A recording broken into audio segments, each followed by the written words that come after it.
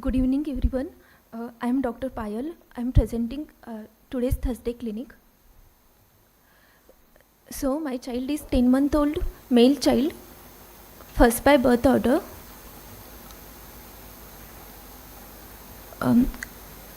My child is 10-month-old male child, first by birth order, born of third-degree consanguineous marriage in Amdar by community, Muslim by religion, resident of Sion, brought and informed by mother, being reliable, with complaining of child has not attained age-appropriate milestone compared to children of similar age, and child is not gaining weight, noticed since last 5 to 6 months.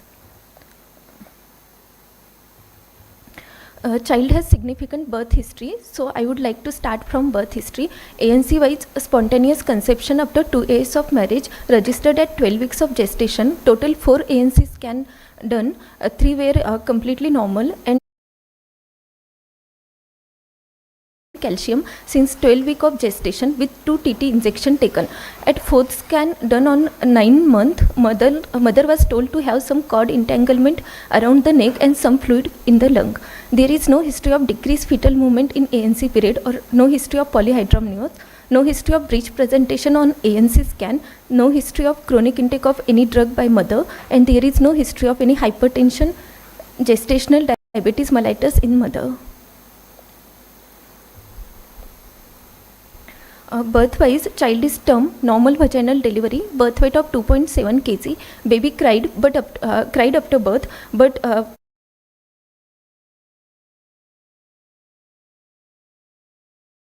for which child was intubated. Natal-wise, in natal history, child has total NICU stay of 16 days.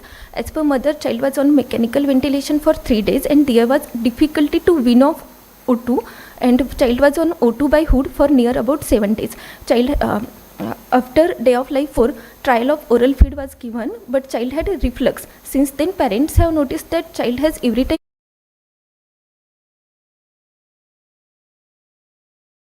hospital, and they took child for further management in higher center. At another hospital, trial feeds were tried, but reflux was persistent.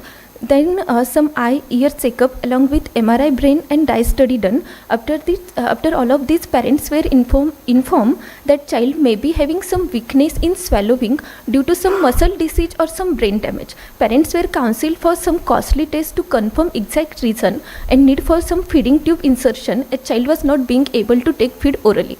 Accordingly, on day of life 28, insertion of PEG tube done and child was discharged. Mother was taught about changing tube water every 15 days. Child had second admission at 6 months of age for bronchopneumonia. Total 1.5 month of stay, was not intubated but required O2 support for near about 30 days, and during course child had received 2 times PRC, blood transfusion. Child has last admission 15 days back for changing his feeding tube.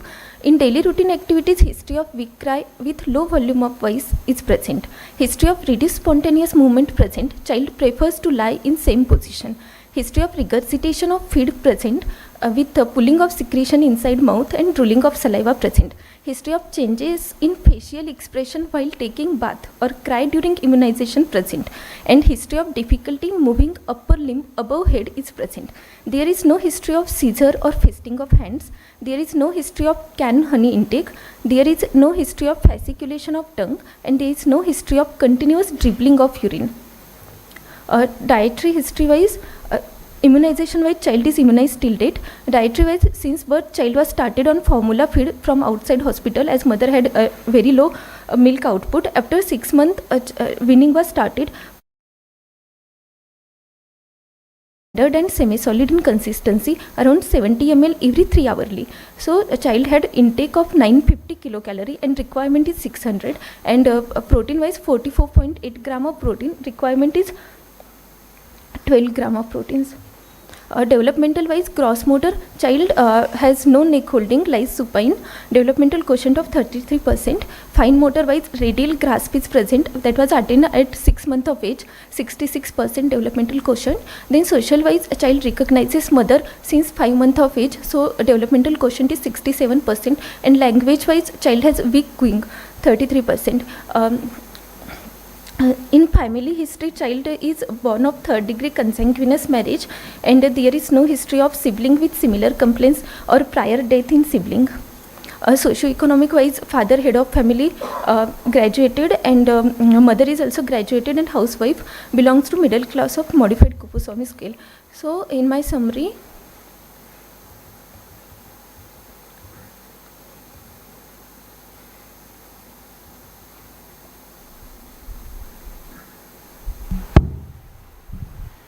so come to your neonatal history, because that's where you started.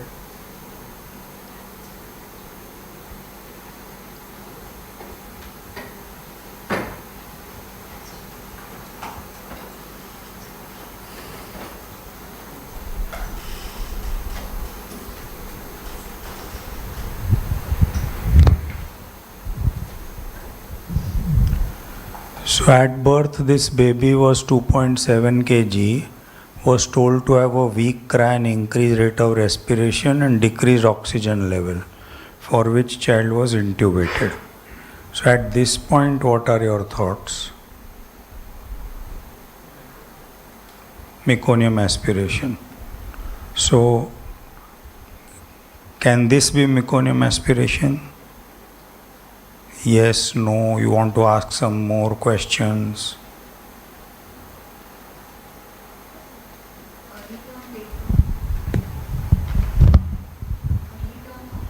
Put it on. Early term or late term, around 39 and 40 weeks, more chances of passing meconium and meconium aspiration. Whether the LICA was stained. Agreed, but that is not make or break.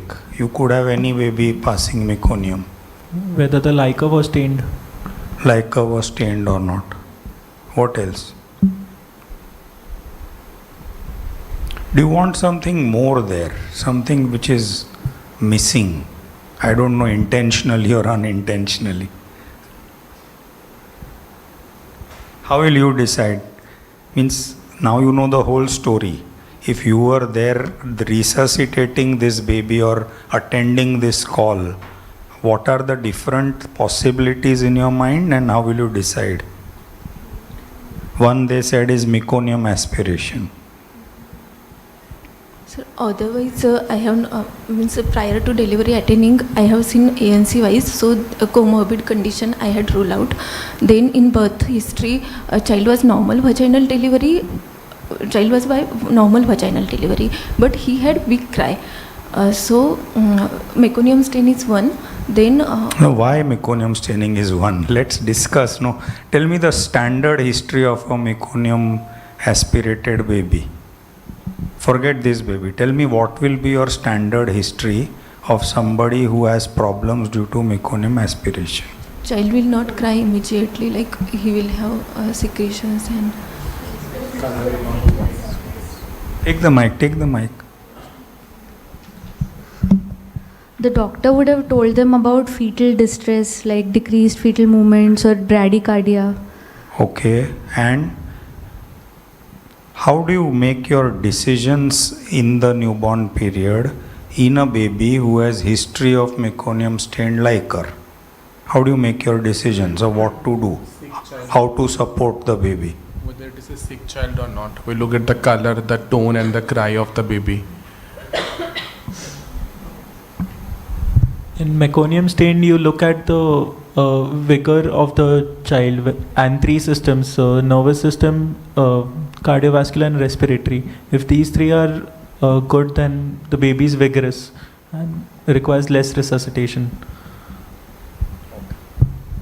Fine. Any other possibility besides meconium? Can be birth asphyxia.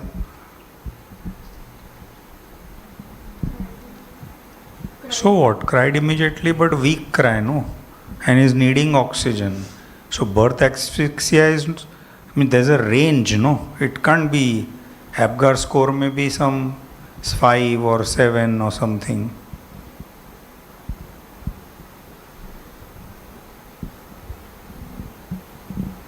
Sir. I think pick up what is exactly different than you have ever seen. When a neonate presents right at birth, he presents with a respiratory distress. Is this child distressed? You missed that intentionally or unintentionally? You have said weak cry, increased rate of respiration. You've not said respiratory distress. So, yeah. So in mother's language, I had asked her. So in her language, she has directly told me that after delivery, they were told that the child is not crying very well, and the child has some. She has told me कि child had like pet was अंदर जा रहा था and ऊपर नीचे हो रहा था, but सांस भी तेजी से ले रहा था. So I have put increased rate of respiration and.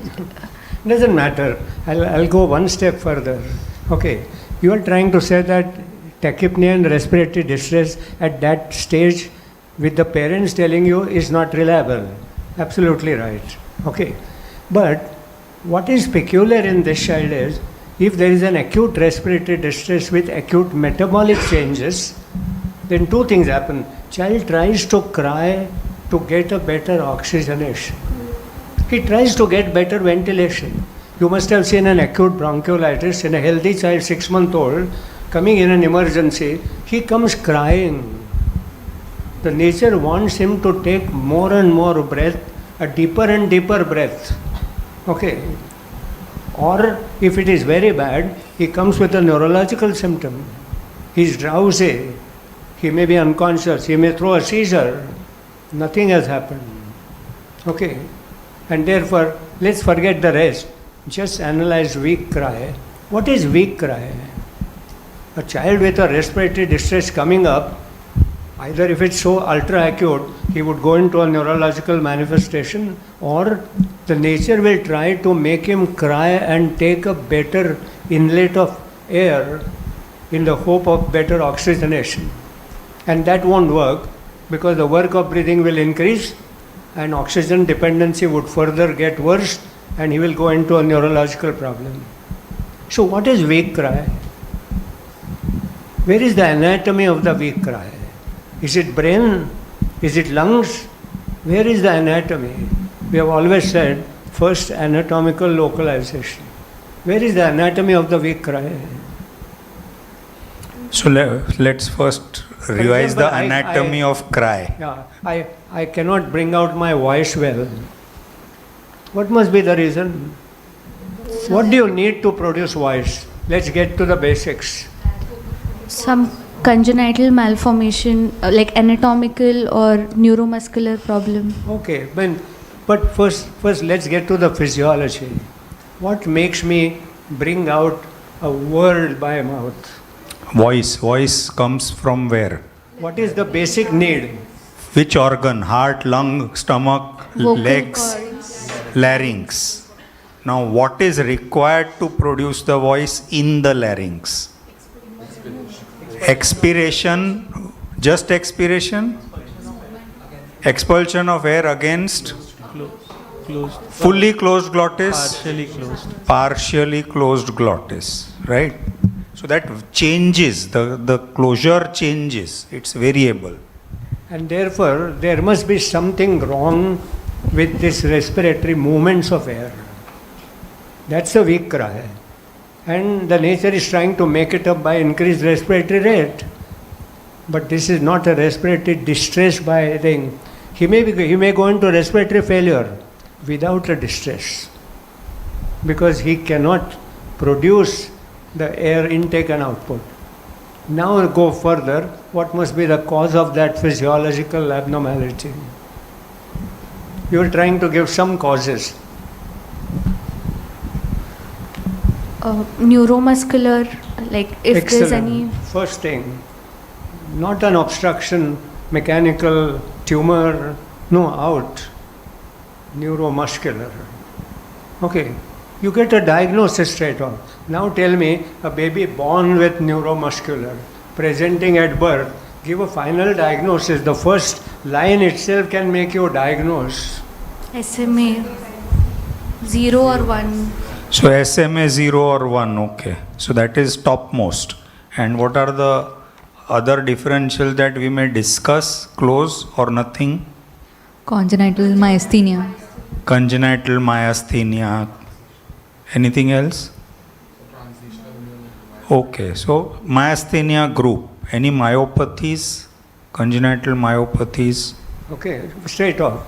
So the first question at that point would be, is he moving his hands and feet? I want to know how widespread is my neuromuscular problem. Okay, and mostly they would have come out saying that, oh, he has a paucity of movements. Okay, that makes the generalized muscular disorder. Straight away you're coming on a myopathy. Okay, but I'll give you another thing. Could it be a hypothyroid, athyrosis, not hypothyroid, athyrosis, no thyroid at all? Okay, he has no voice, he's not moving, he's not feeding, he's just lying down, which we call it as lethargy. Okay, that's what it is, he has no voice. Do you think it could be a severe hypothyroidism? We'll have coarse facies also. Hoarse faces will come a little later. Okay, hoarseness of voice, all that will come a little later. We are seeing him at birth.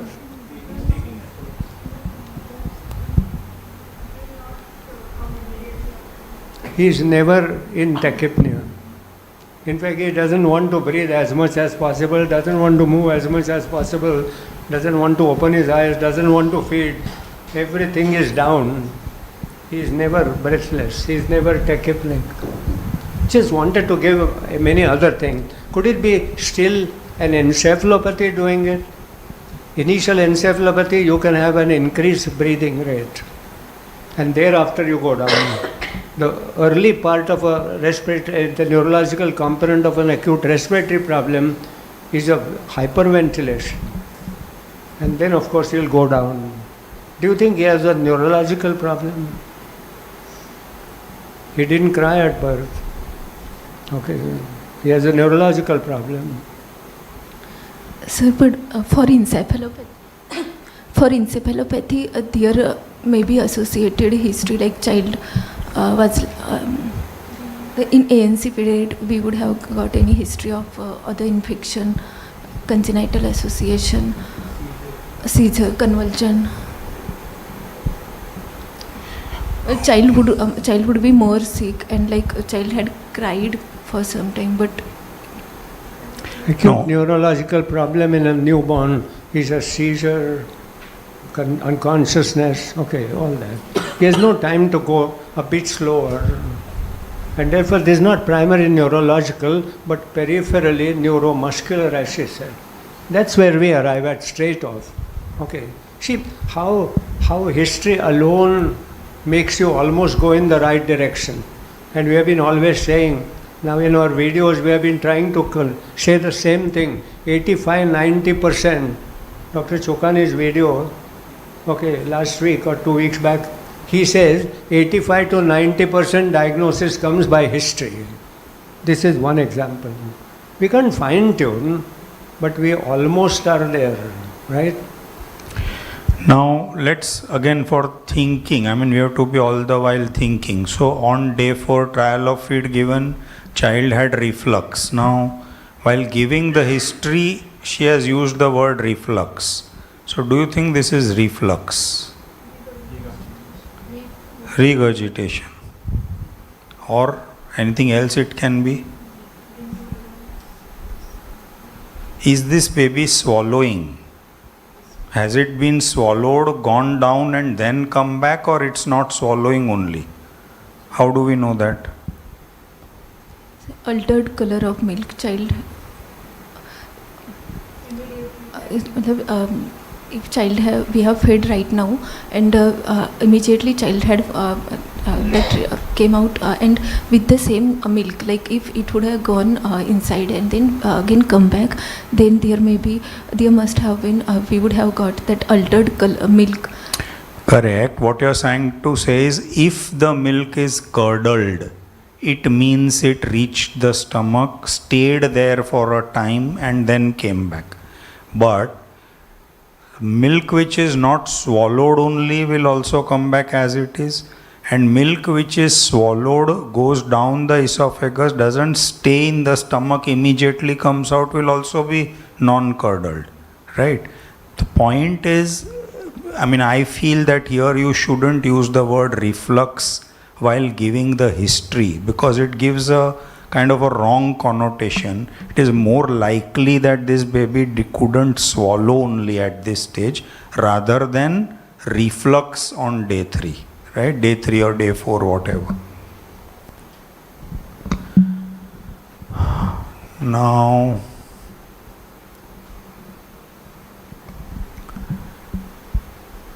second admission at 6 months of age for bronchopneumonia. Now, what would you want to ask? See, we've been teaching you all always that whenever you get such histories, don't take that history at face value. Don't say कि वो doctor ने बोला bronchopneumonia 1 महीना hospital में रखा. Ask for what were the symptoms of the child. Make your own diagnosis. Why did the child need 1 month of stay? All that. So what do you think were the symptoms at that time? And what happened in the interim? From that time to 6 months, how was the baby? So since birth, that birth was history. So child was discharged around 1.5 months after, and feeding tube was inserted, and mother was counseled to change tube change water of tubes every 15 days. Give feed was counseled that they have to give grinded and semi-solid feed. Then child had a recurrent history of cough cold, no fever, but cough cold was there. But that was getting relieved with some symptomatic, never required hospitalization. At 6 months of age, child was giving initially was giving formula feed.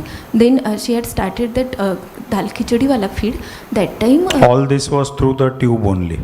Yes, sir. It was through the tube. All time it was through tube only.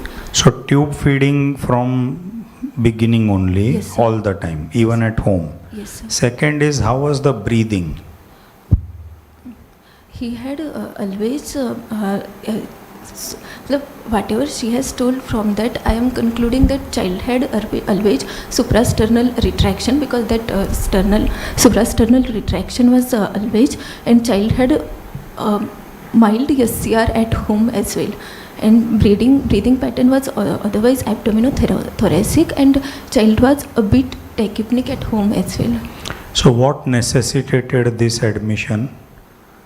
What were the symptoms? Child had a very rapid increase in weight with very increase in work of breathing. There was prominent SCR and SSR, and oxygen level was also comparatively low. Okay. So what do you think must have happened? There was although gastric tube insertion, but I think there may be some aspiration, and other histories there was always secretion in the mouth. So that may have aspirated by child. So some aspiration may have occurred at this point, right? Now I didn't understand this, your subsequent history mein one line. History of changes in facial expression while taking bath. What does that mean? I wanted to rule out if child has sensation for touch pain, temperature. So temperature sensation. So I had asked while bathing, does child cry if there is hot water? So mother has told that child does cries with hot water. Now tell me, which condition you get sensory system affected with this kind of a myopathy or a SMA? Are there such conditions where the sensation of the face will also be affected?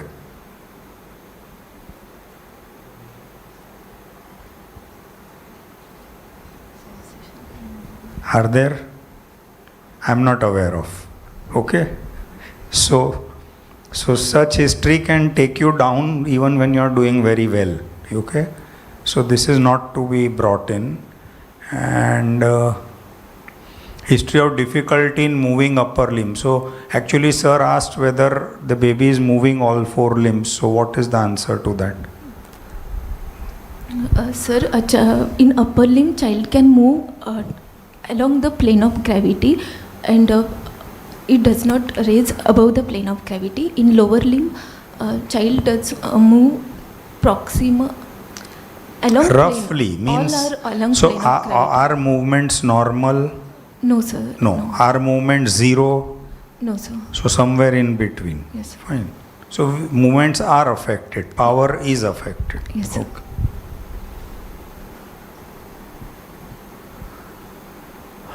Fine. So now, based on this Show me history, the previous slide. The nutrition intakes 952, requirement 6.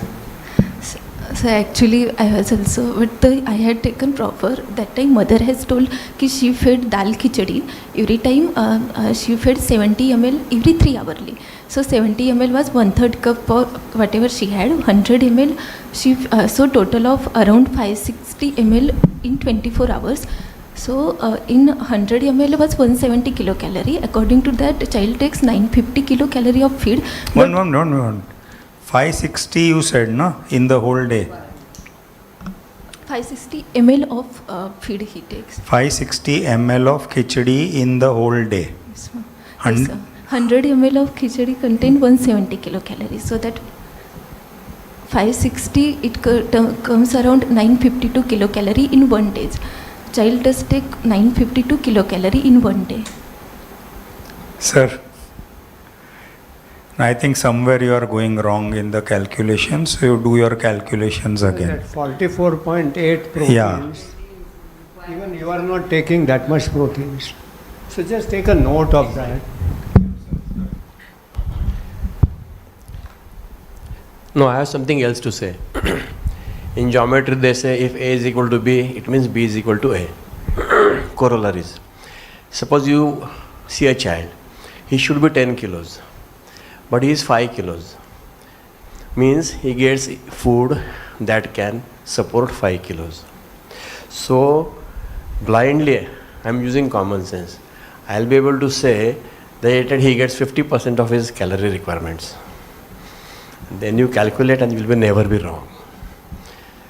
Means use your common sense. This figures is all jugglery, which is okay, but you should not be wrong in that. The other point I want to make is that every time there is some such history suggestive of a reflux, don't call it a reflux alone. There could be many causes. And one who is tachypnic and also has suggestion of a reflux could be simply a very severe malacia. And if you have a severe tracheobronchial malacia, child comes with tachypnea and inability to feed. Swallowing is affected because he is breathing so much, and every time he takes an inspiration, the whole thing collapses, and whatever is going up is going. So tachypnea and this kind of a so-called reflux, a combination is really a respiratory problem more than a GI problem. And one of them I thought should be a severe tracheoesophageal malacia, a tracheobronchial malacia. And such a child neurologically is fine, but would need a tube feeds. But fortunately, majority of malatias get better as the time goes, and therefore after 2, 3, 4 months, you can almost get out of the tube and he could feed, and thereafter the tone of those muscles come back. Okay, so don't forget the malacia, and malacia is fairly common cause as compared to many other respiratory problems.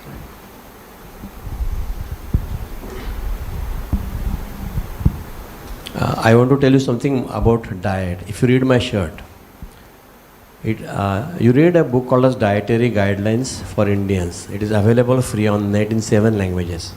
I read Marathi of that. So they show a plate which is globally followed, that half of what you eat should be green, salads, it gives you fiber, multivitamins. So our diet history is tubular, proteins and calories. But if you will pass and score better if you also say there is no fiber, there are no vitamins, there are no minerals, there is no sunlight. Sunlight is diet. So of course, sir said, what sir said is perfect. Of course, that you will apply to an older child. Here it's a baby. So when you're talking of older child's dietary history, talk of all classes of food and intake of dairy products, etc. All that, right? Now, I think you're making a mistake in, that cooked and uncooked. So 100 ml of cooked khichdi is actually 30 ml of all those dal and rice mixture. So that's where you are going wrong. So I think your 962 has to be divided by 1/3 and then you'll get the right answer. Right? Okay. Now, a quick comment by others on the developmental milestones. So, gross motor, child lies supine, no neck holding. So, what would you say? 1 year old, na? 9-month-old, 10-month-old, na?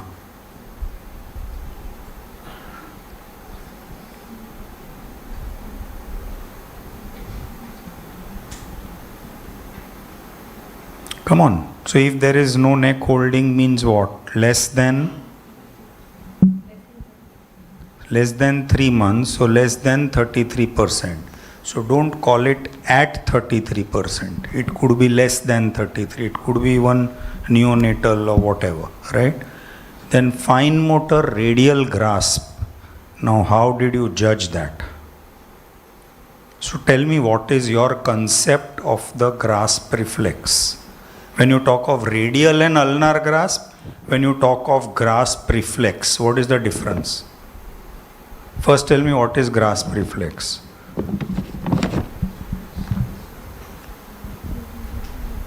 So it's a primitive reflex. So what happens? So when a baby is born, fist is closed or open? Closed. When does it open? 3 months. 2 to 3 months. Then what happens? Alternate. Then the grasp reflex comes in. No, so you put an object in the hand, the baby will close the fist. Till that time the fist is closed, so you can't put in only anything. Once the fist opens and you put an object there, baby will close. That is your grasp reflex. And what is this ulnar and radial grasp that we are talking of? When the baby tries to pick the object, that time So a prerequisite to this is baby going for object. Correct? Now going for object also has different steps. So baby is supine, you dangle an object and baby goes for the object very clumsily with both hands. That is going for the object. And a sitting baby, and you put a small object in front of the baby and baby tries to pick up like this, that is your radial grasp. Okay? Then your ulnar grasp. And finally a 2-finger pincer grasp. Right? So this radial grasp word is incorrect here. This baby is just flat like this, right? This baby is supine. Sir, I was a bit confused here. So mother was giving some pacifier like nipple. So child was holding this like this. So I thought ki this is coming radially and he is taking this. Actually, I would have. No, anyway, it doesn't matter. We are just revising the word grasp and what are its different meanings at different ages, right? And I think you are giving the history. So don't give all these details on the history. Mother won't know medial, radial, grasp, etc. You are right. That may come on examination. So history is only. Again, don't forget this child is weak. So are you testing a normal child, whether he has a grasp, medial, lateral, etc.? This child has a weakness. So that is adding. And you might say, oh no, grasp. Doesn't reach for objects. Doesn't reach for objects is peripheral, not central. But I am convinced that this child has a global developmental delay. Correct? Has to be primary neurological problem, not periphery, center. So we have gone wrong in analysis so far. How can a peripheral problem have a global developmental delay? Sir, his sensorium is always normal.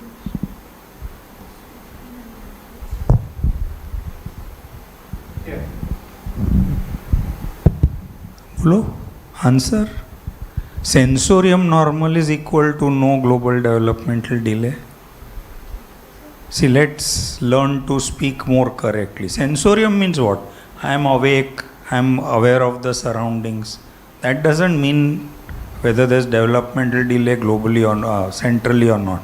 So now, before going further, I want you to look at very carefully and say whether it is really a global developmental delay.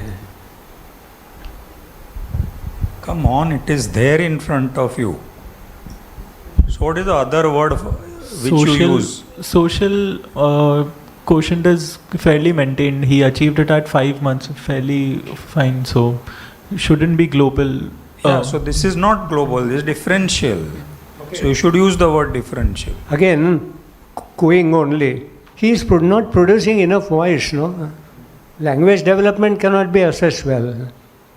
So finally, he is a sick child, okay, and therefore he is able to kind of recognize mother, okay, smiles. So his social adaptive milestones are not so bad.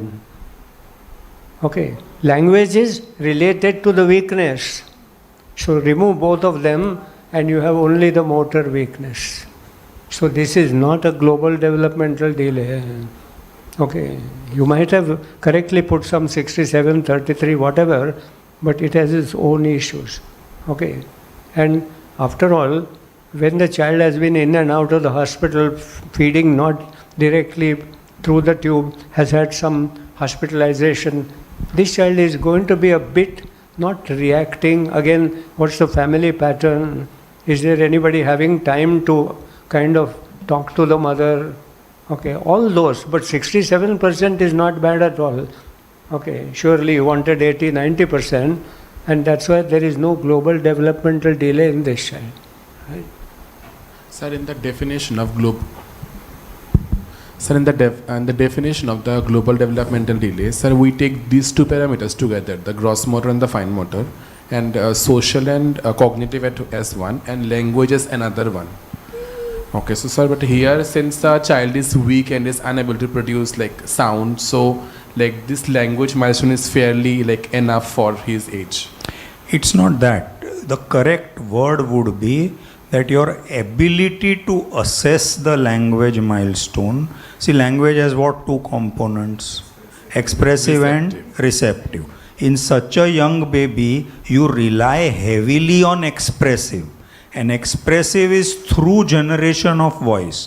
So if the disorder, physical disorder affects generation of voice, your judgment of expressive is faulty, no? That's the problem. And you could test receptive language. For example, you suddenly call the child and he looks at it. Again, looking at it, he has to have a power. But he shows on the face that yes, he has heard, which means he has a receptive language. Okay, so again, all those details, if you look at, because when this child comes for your examination, there will be a lot of issues much before going on that. First, they will say it is global developmental delay. Okay, so to me, it's not a global developmental delay. His social adaptive is reasonably okay. He's a sick child. His language receptive could have been better. Expressive cannot be judged. So again, you have all these issues, right?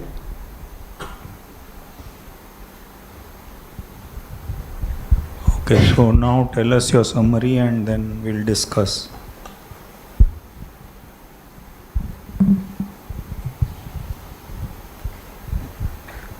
In summary, 10-month-old male child born of third-degree consanguineous marriage. Closer.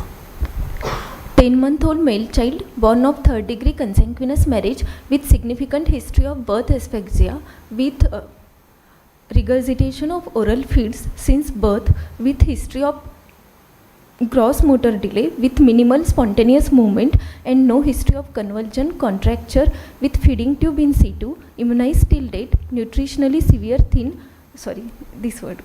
with previous history of similar complaint, no history of similar complaint in other family members, to rule out neurological cause of pathology more peripheral than central and more towards lower motor neuron, to rule out myopathy versus anterior horn cell disease.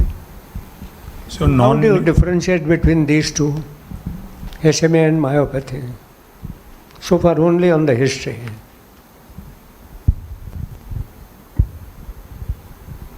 Because see, the peripheral more than central becomes not a very good idea unless you are looking at a very early stage of the disease. Once it progresses, everything looks similar. So you're right, you might have said that periphery is more involved, center is less involved.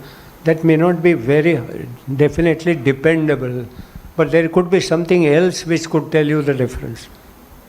Just look at closely those two conditions and tell me what is the major difference between these two. Both are paretic, both are lower motor neuron, both will involve entire musculature. Okay, if you knew what was first, okay, but he started with low voice and respiratory distress, so I may say central more than peripheral. Yes, that is central, no? So again, not dependable. But what is the major difference? Give a thought, you will know. I know you know the answer. We have always said that we miss because we don't think. We know but not think. That's why we miss. Okay. What's the difference? So you looked at the onset. Now? What is the difference between CP and a neurometabolic disorder? Progressive, non-progressive. The progression, SMA would be a static component. Which of these two conditions are static and progressive? Or which will progress faster? So this is which type of SMA you are talking of? 1 or 0? What is their lifespan? 1 to 2 years. So that will progress fast, no? See, by definition, myopathy is static. And a muscular dystrophy type of a myopathy is progressive, whereas an SMA is progressive. So if you're going to call it a myopathy, then let it be static. Okay. And if it's SMA, then it's progressive. Often a progressive baby may not be much tachypnic to begin with, but he cannot move the limbs, and thereafter the mother says, oh, feeding difficulty, tachypnea, and finally dies of a respiratory failure. So one is static, another. But if it's a dystrophy, there is also congenital dystrophy, then it could be progressive. But the fact that the baby started with respiratory muscles and the swallowing muscles, it's more central. Okay, and then you also got to say, yes, some movements are less, so could be still a myopathy. And if you tell me whether this is really worsening, if it is a SMA coming from the fetal life itself, it would have gone very fast. That's what. So now that 10 months are done, what is the progress over these 10 months? Worsening? Means the limb movements, are they further bad now or how is it? No more worsening, sir. No worsening. So that goes in favor static. So if you convince me this is static, call it a myopathy. Okay. After all, in medicine there are a lot of overlaps. You cannot go bus by bad. But logically, yes, it is myopathy. And we know in CP and neurometabolic disorder, you have to have a year or two progress to be seen before you are sure, because the slowly worsening neurometabolic problem may look like a CP, so also may be here, but this child, if it's SMA, then it's SMA 0 only, right from beginning. Okay, that would have gone just faster, and therefore we call it a congenital myopathy till we kind of do investigate. Yeah, so I think just tell us now the findings. For online, one of our participants has suggested that we should use the word perinatal asphyxia rather than birth asphyxia, which is right. Come, yeah. And you have examination findings on this, and babies there, no? Yes. Okay. And yeah, Dr. Palniraman has said the same thing, myopathy static and SMA progressive. Yeah. We'll first examine the baby, then you give us the find. Give us the anthropometry. Currently, The baby? Child has weight of 5.9 kg, less than minus third standard deviation, length of 67.8 centimeter, between -1 to -2 standard deviation, head circumference of 41.6 centimeter, between -2 to -3 SD, mid upper arm circumference of 10 centimeter, that is less than -3 standard deviation, and weight for length is weight for length is also less than -3 SD. So impression wise, child is severely acute malnutrition.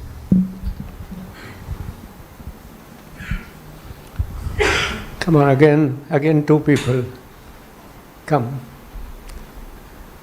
anyone, come fast. We have said that Dr. Chandelier, who used to be with us, he is unfortunately no more. He would every time say, those who want to pass first attempt, please come and examine. And even then nobody came. I said, what is this?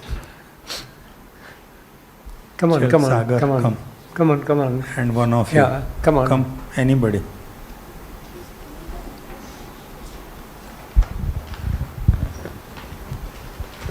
I think this is the place to make every mistake. And once you finish all mistakes clinically, there is no mistake remaining in the examination room. When you go to the examination hall, you say, I have finished all mistakes. Okay, so do all mistakes here. We put on these lights now. Right. And just stand along the side so that the camera will focus. Thanks. So on inspection, Close, Sagar. describing the facial morphology. So the face seems to be elongated and narrow. There is somewhat frontal bossing, long eyelashes. The palpebral fissure seems to be small. Tented upper lip, and the mouth is open.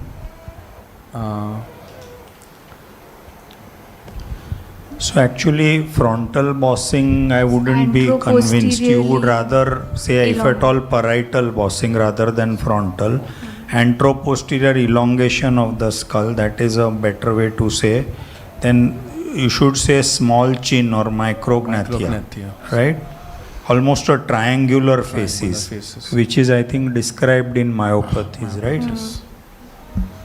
And sir, Poorly nourished, has supracostal retractions suprasternal recession, and intercostal retractions as well. Has gastrostomy too. Yeah. weak Also, cry. okay, weak we don't know yet because we don't know whether the baby can cry louder or no, right?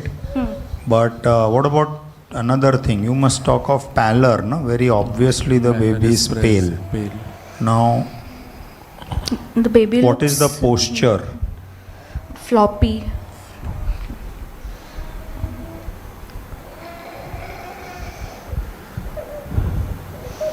Looks dull, not interested in the surroundings.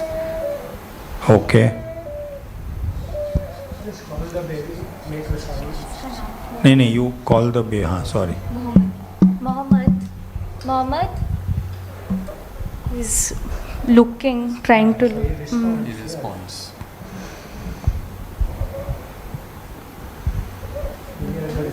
He's using sternocleidomastoid also, neck muscles.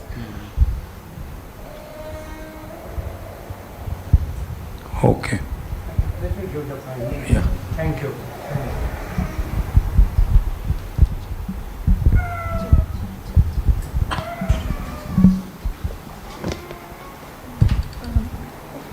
Child was euthermic with heart rate of 120 per minute regular, respiration rate of 30 per minute, saturation of 98% on room air, peripheral pulses well filled, capillary refill time of less than 3 seconds, and sugar maintained.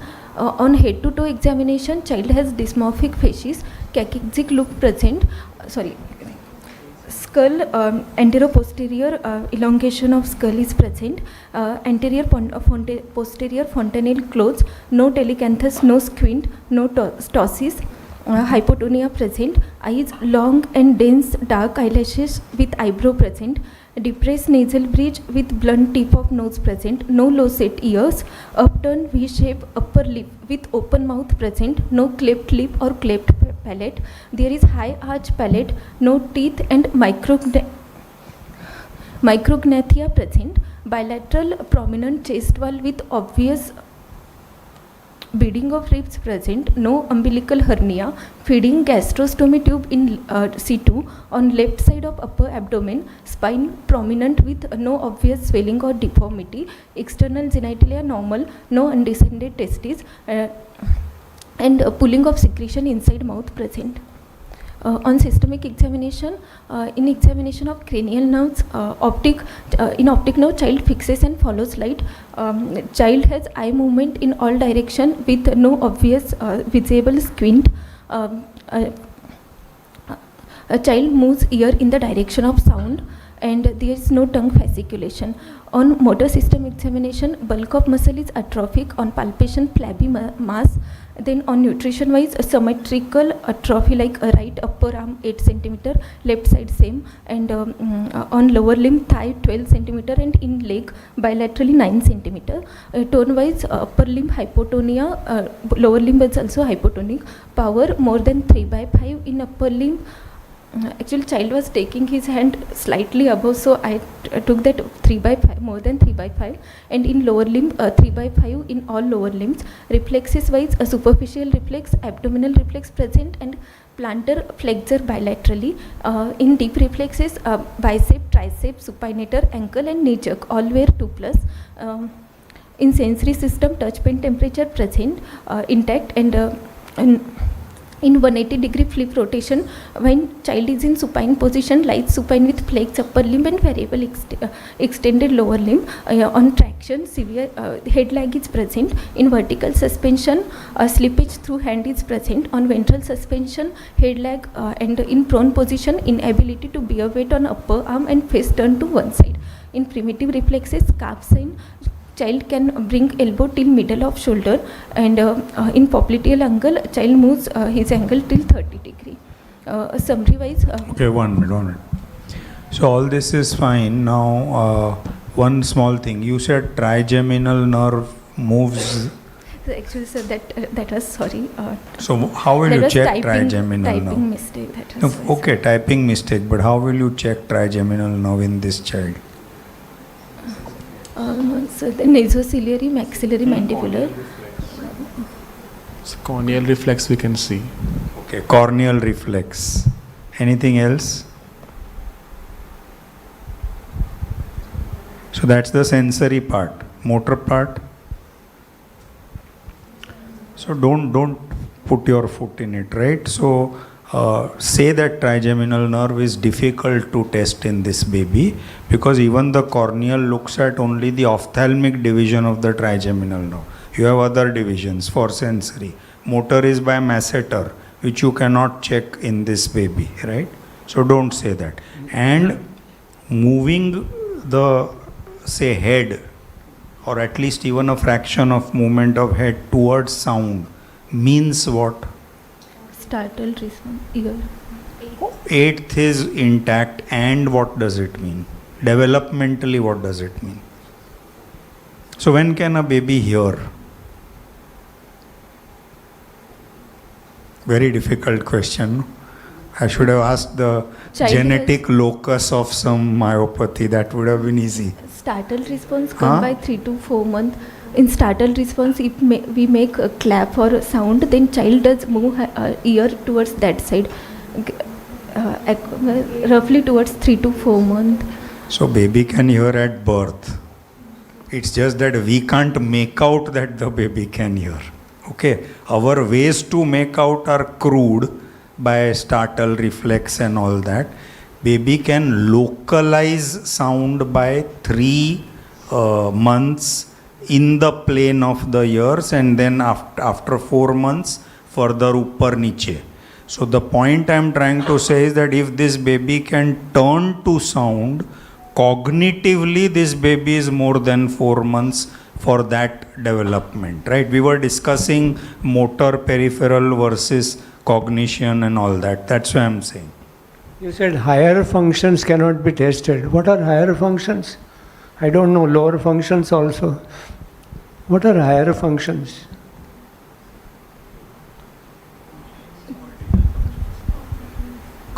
Cortical functions are referred to as higher functions, like in an older child, memory, calculation, judgment. So what will be equivalent of that here?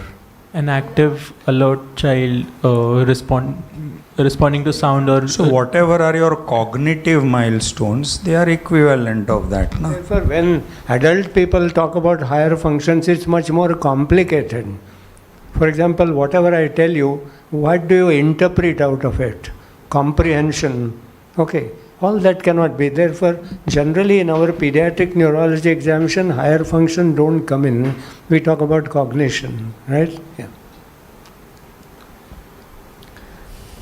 So in summary, 10-month Okay, one sec, one more thing. A bladder is also muscle, no? And intestines are also muscle. They are not involved. We said all muscles are involved. Smooth muscles are not involved. Okay. Now, in your history, you said no history of tongue fasciculation, right? You had said. So, any comments on that? Comments means we are all learning, we are not criticizing her. We have to congratulate her for standing there and presenting. So, how will you improve on this? So, what are tongue fasciculations? How do you look for them? Tongue keeping inside mouth. Why keeping inside mouth? Why not outside? Then the muscles get stretched and the fasciculations are difficult to visualize. So, tongue inside. So, the point is, what are these fasciculations? They are very fine vibratory movements. Even you and I find it difficult to see. So, again, on history, never tongue fasciculations. At the most, it will be on examination, right? Okay. Now, the reflexes you said were present, no? Deep tendon reflexes were present. Does that give you any input? We were debating, we are saying peripheral nerve. Now we want to localize in the peripheral nerve, whether it's anterior horn cell or NM junction or myopathy. On history, we were debating between anterior horn cell and myopathy. Presence of reflexes goes in favor against.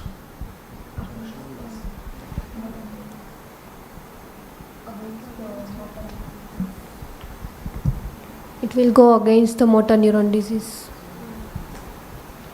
So, any affection of anterior horn cell or the peripheral nerve should have absent reflexes. Just basic undergraduate stuff.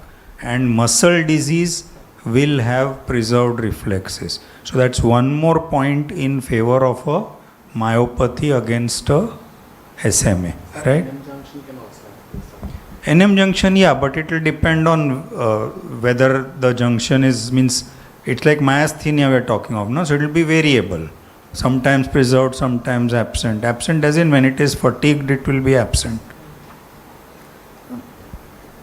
So in summary, 10-month-old male child born of third-degree consanguineous marriage with significant history of perinatal asphyxia and regurgitation of feeds since birth, with history of gross motor delay, with minimal spontaneous movement and no prior history of convulsion, contracture, with feeding tube in situ, with typical myopathic facies, with significant hypotonia and normal to decreased reflexes in immunized till date child, nutritionally severe thin, with no previous history of similar complaints in other family members, to rule out floppy weakness, say either secondary to more commonly neurological than non-neurological, more common peripheral, and to rule out congenital myopathy, or other, directly to rule out congenital myopathy. No. This is congenital. So your last 4 lines should be little better. So to rule out floppy weakness, nahi, this is floppy weakness, correct? Floppy baby means what? Hypotonic baby. Whether weak or not weak, you have to decide, right? So this you don't bring in floppy word here. So now you have already described all that. Actually, you should interpret all that. So all this story which you have said, so a better way to say would be suggests involvement of central nervous system or peripheral?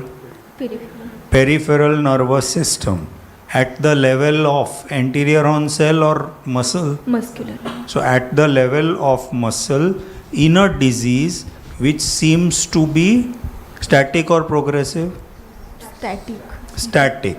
So when you say this, that peripheral nerve disease, peripheral nervous system disease at the level of muscle which is static, you built up your story of congenital myopathy. So most likely congenital myopathy. That's the way you would give your diagnosis. Okay? You have collected stool samples, AFP reporting. Should you do that? Within 90 days. Huh? It is not acute. Well, any AFP needs to be reported. Okay, I know that this is useless to report, but why do we need to report every AFP? Traumatic also you must report. Okay, any AFP. Why should that be? We are talking about polio only, no? Whether we have been successfully doing that. So that no case of polio is missed. The reason is, if your country is getting out of polio, they expect X number of non-polio AFPs being reported. So that tells you that your system of reporting is very robust. It could be trauma, it could be anything. That's why every AFP must be reported. Okay. And the WHO then is convinced that in India we have a robust reporting system. And yet there is no polio. That And means yet there is no polio. Because hundreds are reported, not even a single polio. Therefore a stool has shown virus, no virus. That is the reason why every AFP must be reported, right? Good presentation. inheritance of this. So, You.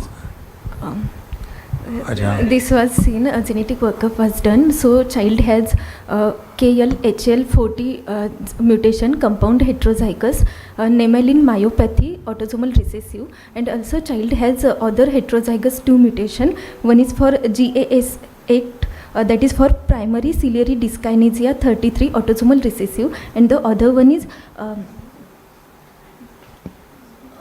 DRC2, that is also autosomal recessive. And this is primary ciliary dyskinesia. So 2 autosomal recessive for primary ciliary dyskinesia and 1 for compound heterozygous mutation for nemaline myopathy present. Okay.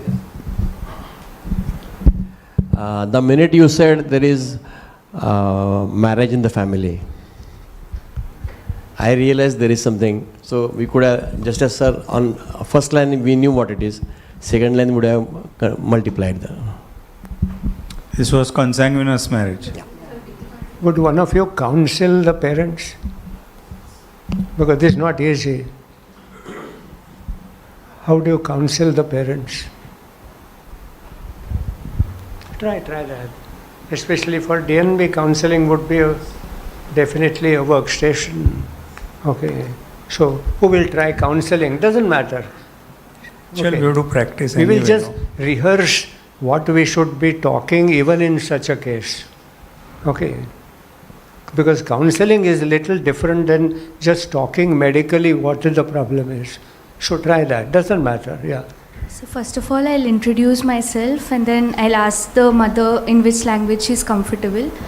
And then I'll tell her that her child is suffering from probably a muscle disease, which is likely to be, the child is born with it, some genetic component. And since this is the third child, maybe I'll advise for family planning. But if at all they want to conceive again, then both the parents have to get tested, and like in the next pregnancy also the testing has to be done. Others want to add to this? Make sure the parents know that there is a 25% chance for the next child to get affected, and the gender doesn't matter. Also, the prognosis of this child is not very good. So I think in the layman's language, first of course you identify yourself as a doctor who has looked after your child, and would you be comfortable in what language? Okay, once you settle that, you say that this child has been born with inability to move the muscles well. And this is because the nerves that are required to move the muscles seem to be all right, but the muscles themselves looked weak. And this has happened as a part of the manufacturing defect. Like some machines, there is a manufacturing defect. Okay. Science doesn't know why this happened, but we know that this is just the destiny, that occasional child. This happens maybe in 1 in a lakh babies. Okay. And this has happened unfortunately. But let's see what more we can do about it. First we have to confirm that this is only the muscle which is weak, and the muscle of breathing is weak, so is breathing fast. The muscle that makes our voice come out is weak, therefore the cry is weak. But otherwise the brain is fine. Now what am I trying to say? Give them the positives out of all this. Oh, brain is fine. So at least brain is fine. Okay. The nutrition can be improved. Okay. And I'll tell you how to improve the nutrition so that his weight and height and all can improve. So nutrition also will improve. The brain is fine. So he understands, he smiles, he laughs. Okay, but the muscle is weak. Okay. Now we will confirm it with some special test, and that might tell us that yes, this is a manufacturing defect. Now we can't cure the defect by medicine, but we can manage in spite of the defect. Now how will you manage? Okay, and many times in the video that I talked about counseling, I said give them a simile, that if you have a cup and the handle is broken, it's defective, but you can still use the cup, but with care. Now handle is broken and one part of the rim is broken, you can still use it, but you have to be careful it doesn't hurt your lips. Then whole half of the upper part of the cup is damaged, can you not still use it? Yes, you will have to fill in the cup twice to drink 1 cup of tea, but you can still use it. Can you imagine such a extensively damaged cup also can be used? So we are going to see how we can use it. Okay, and it's a static problem. Okay, so now we will tell you how to improve nutrition. Okay, how to feed. Swallowing is the problem, so you have to feed with the tube. We'll teach you how to feed with the tube, and you have to see that it doesn't bring it out. Okay, give the right position. And having done that, we will improve his nourishment and see how the muscles can get stronger, because the muscles are also additionally weak because nutrition is weak. I'm not giving a bad outcome straight off, but yes, nutrition is also weak, no? Even a weak child who's nutritionally poor is also weak. So you have 2 problems in your child. Nutrition is poor and the manufacturing defect is there. So first let's improve nutrition, and let's see in the next 3-6 months how much is the contribution of nutrition and how much was the defect. I don't know at this point. I'm bluffing. But that gives them a feeling, yes, I think I must go to the doctor again, follow him. He seems to be trying to get my child all right. The point is, whenever we cannot improve or cure, give them a hope to carry on with you. Now last question is, medically now, what is the prognosis of this child? Now I am asking a medical question. Counseling is over. I'm not going to tell them what will happen. They will say, but will he walk? See, just now I don't know. Let's start the treatment, no? Nutrition, all that. And we will see over the next 3-6 months. Why say just now? Okay. And they will come to know. Before coming back to you after 3 months, before that only they would know, there is not even a little movement also. Okay. But still that hope is there. Doctor has said come back. So now tell me, what is the prognosis? Tell me medically the answer to this question. Anyway. Since the myopathy is static disease and not the progressive, the milestones may be achieved as the age progresses, and child may be able to walk with support or sit with support. And socially, he will be fine socially and cognitively. Very good. So when you are asked for prognosis of chronic condition, you say prognosis for life, quantity, prognosis for quality, okay, and prognosis for mental development, education, then mobility, okay. Now you talked about mobility, yes. Why give? After all, it's a spectrum, no? Depends on how severe is the defect, we don't know. We could say, we will certainly try to see how to kind of get about this. It may not be wheel bound, may be able to walk a little or stand a little, we don't know at this point of time. But life can be all right if you prevent complication. Okay, mentally fine, so he could go by that. One of the very prominent, well-known oncophysician of this country has been on a wheelchair much before joining medical school. And today he is one of the topmost oncophysician in this city. He works on a wheelchair. And he had to fight in the court because he was not given the admission, even he was in merit. And he told the court that let them find out that I cannot work as a doctor. Then only they can remove me, no? While they presuming I will not work. And he showed them that on a wheelchair he could go and examine the patient. He did a residency post. He became an MD, he became oncology specialist, and he travels all over the world with his wheelchair. Okay, of course, determination, so much commitment. So what I mean is that prognosis is lifespan, quality, quantity, mobility, and the brain. Okay, fine. Dr. Tushar has asked that there were 3 genes which were abnormal. So this child has 1 disease or 3 diseases? And if 1 disease, which one out of those 3? So how will you answer this question?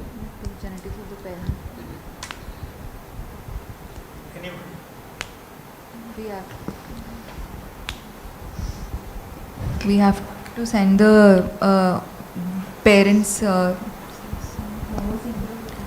One is compound heterozygous myopathy, and the other two gene mutation are autosomal recessive primary ciliary dyskinesia. In that, 1 gene was mutated in either of them.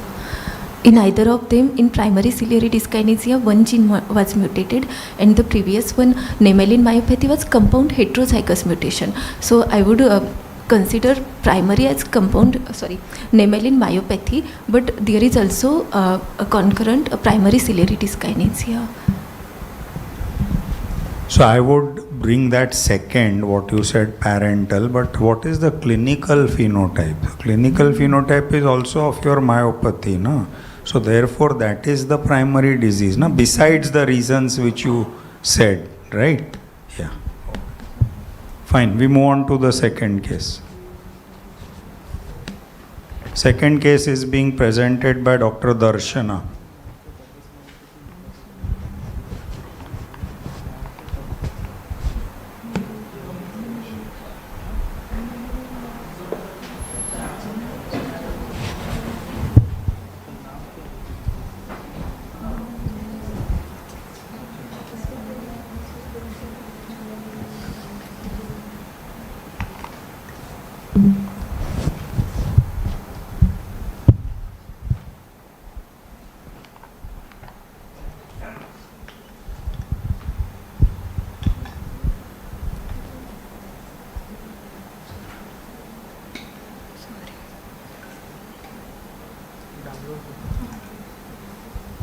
Good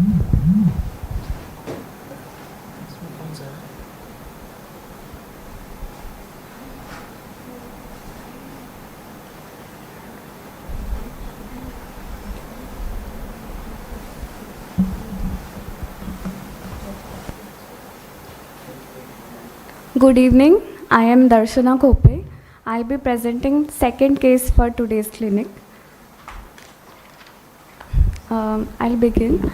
1-year-old girl, third by birth order, born out of third degree consanguineous marriage, resident of Prabha Devi, hailing from Solapur, Hindu by religion and Pardi by community, informant being mother, came with complaints of fever since 15 days and abdominal distension since 8 days, increased paleness noticed by mother since 8 days. Child was apparently alright 15 days back until she developed fever, which was mild to moderate, undocumented, not associated with rash, chills, rigor, intermittent in nature, and subsided on medication.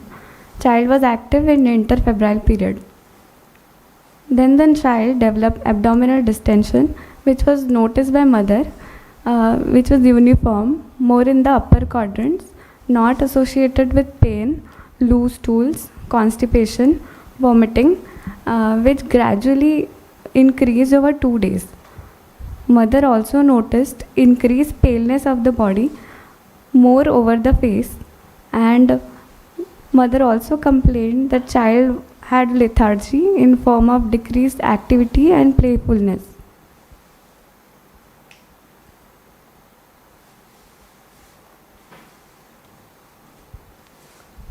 There is no history of pain in abdomen, loose stool, vomiting, no history of worms in stool, no history of bleeding from any site, no history of blood transfusion in the child, and no history of blood transfusion in the family, no history of gallstones, jaundice, high color urine, no history of increased work of breathing or edema. Then there is no history of past admission. ANC, mother was registered, routine visits were done, and mother did not take iron folic acid or calcium supplements. 1 USG scan was done, which was told to be normal, and mother was told to be having some kind of jaundice in all the 3 pregnancies in her first or second trimester. She had not received any treatment, and there is no history of pregnancy-induced hypertension, gestational diabetes mellitus, fever, rash or pruritus. Birth history, child was full term, normal vaginal delivery, baby cried immediately after birth, birth weight was 2.5 kg, and mother gives history of child receiving some costly injections for which no documents are available, and child has no history of NICU stay and was discharged on day of life 3. Child is immunized till 3.5 months of age. Developmentally, child is able to walk without support, and immature pincer grasp present.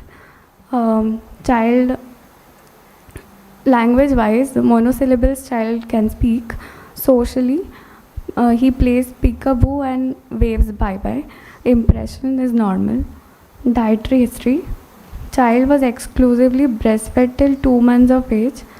Then mother had started giving bottle feed with cow's milk without dilution, and complementary feeds were started at 6 months.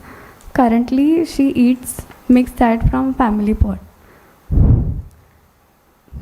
In the diet, she is deficient in both calories and protein.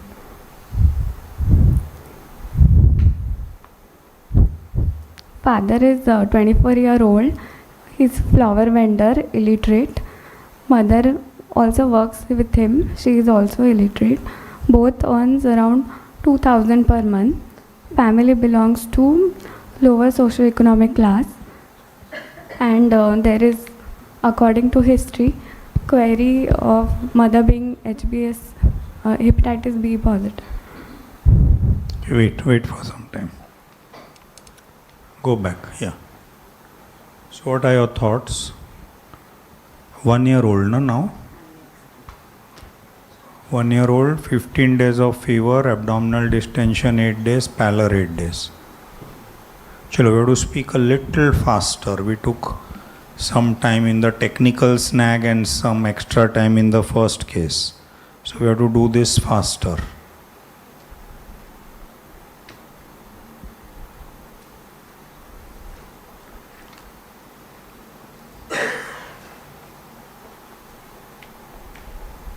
Come on, what are your thoughts? Hemolytic crisis with fever, because abdominal distension only in the upper quadrant and increasing paleness associated with fever. So one possibility could be malaria. Then any hemolytic crisis, for example, like autoimmune hemolytic or G6PD. Okay. So, good thinking, but now let's fine tune it so then we'll know whether this is right or wrong or whatever. So, any reaction to what she said? So, let's take malaria. Okay. So, what fits in, what doesn't fit in? Mild to moderate grade fever and not the high grade. Okay, that is not a big point. So fever is there, then pallor is there. Okay, what doesn't fit in? Duration of fever, 15 days is quite long. The child would have been much sick. If there is so much hemolysis to create visible pallor, then we expected the child to be much sicker. Okay, anything else? Do you think this distension has come up in 8 days? Which distension can come up in 8 days? Ascites can come up in 8 days. Do you think this is ascites? She's saying it is upper abdomen, so it is organomegaly. So which organomegaly can come up to the point of distension in 8 days? Means so much organomegaly that parent says, "Arey, ye to distension hai." Splenic sequestration. Spleen. So normally does spleen contribute to abdominal distension? What does it come as? Lump in abdomen. So liver contributes to distension. What I'm asking is, in which disease does it enlarge so fast? 8 days. Acute viral hepatitis. Okay. Acute viral hepatitis, yeah, liver enlarges in 8 days. But do they come with abdominal distension to us? They come for vomiting, jaundice, other complaints, right? So, what I'm trying to again bring out is that these may not have been in 8 days, it is that the parents have noticed it now. So the distension of abdomen, upper abdomen, which you are equating to organomegaly, could have been longer, right? Okay. Then what else did you say? Autoimmune.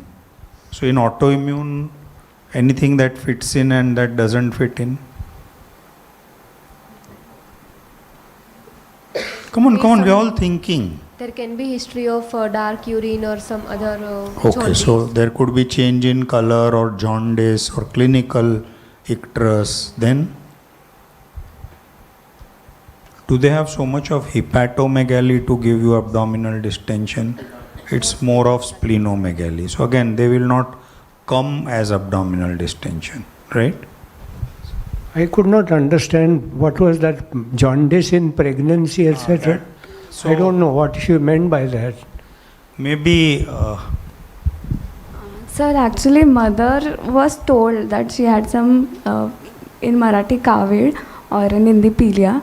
So that word only I have written as jaundice. Yes.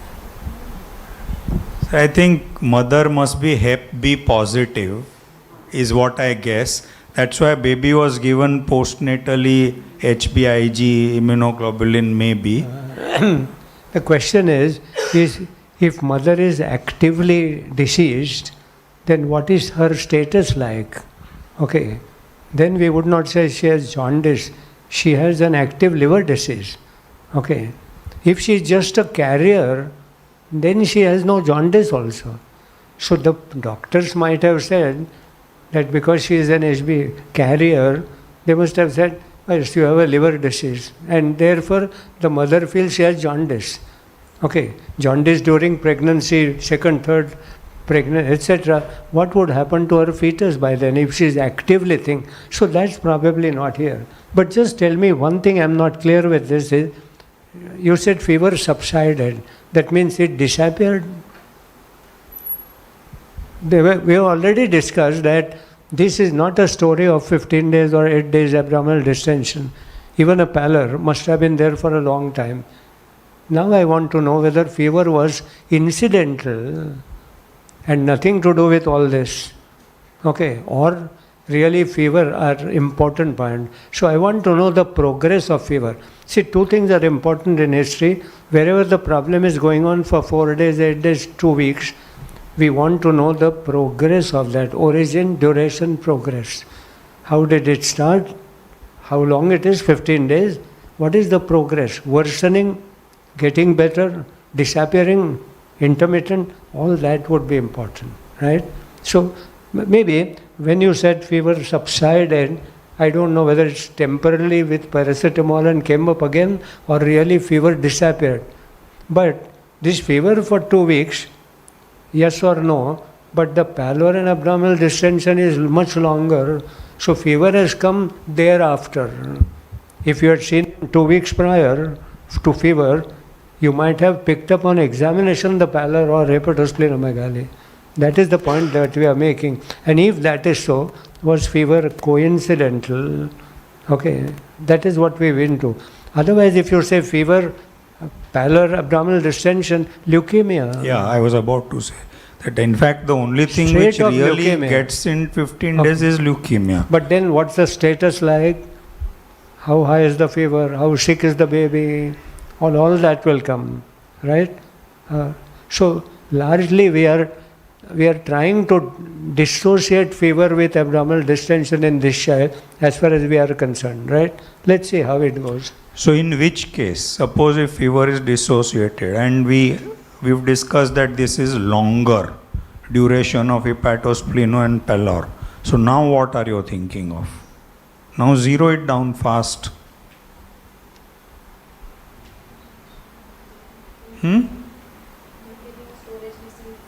Leukemia, okay, if the baby is sick. Otherwise? Liver disease also can present. So if the duration is longer, or like if it has been pre-existing, then this could be liver disease as well. Tell me why it can be liver disease, and I want someone to argue with him that it can't be liver disease. Can't be. So she's ready to argue. First you tell why it is liver disease. We are all friends, we are learning. Nobody is against anybody. Sir, if it has been pre-existing, then hepatomegaly is present, which could be favoring a liver disease, and anemia itself is also present, which again can favor liver disease. But the child would have been sicker. For 1 minute, go back and think. If a 1-year-old should come to you for a liver disease, how will that child come to you? Sick, very sick. No, what will be the complaints? Will the complaint be abdominal distension and pallor? No, jaundice. So out of question, no. So she doesn't need to argue. Okay. Chal, what else? Why are you going to leukemia and storage? Something more common first I wanted. Why not simple hemolytic anemia? Can it be or can it not be? Yes or no? Which one? She's not happy. Can't be hemolytic anemia. Thal intermedia. Yeah, why intermedia? 1-year-old, it could well be thal major also. Right? So upfront, if you have to dissociate, then most likely you can even discuss it as a possible congenital hemolytic anemia, most likely Thal variety. Okay, chalo, examination fine.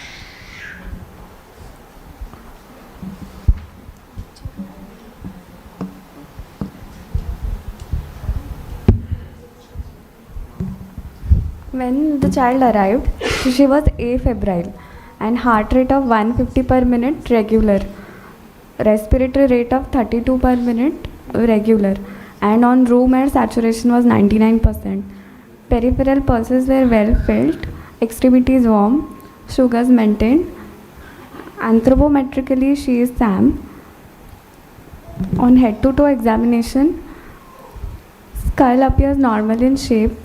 In anterior fontanelle, the inner table is closed, and seborrheic dermatitis was present. Okay, 2 minutes. We'll just bring the baby and examine. Like,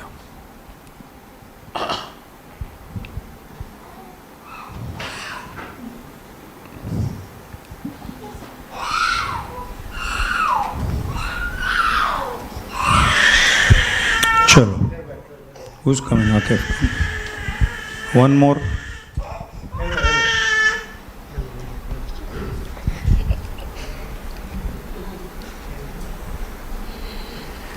Come fast.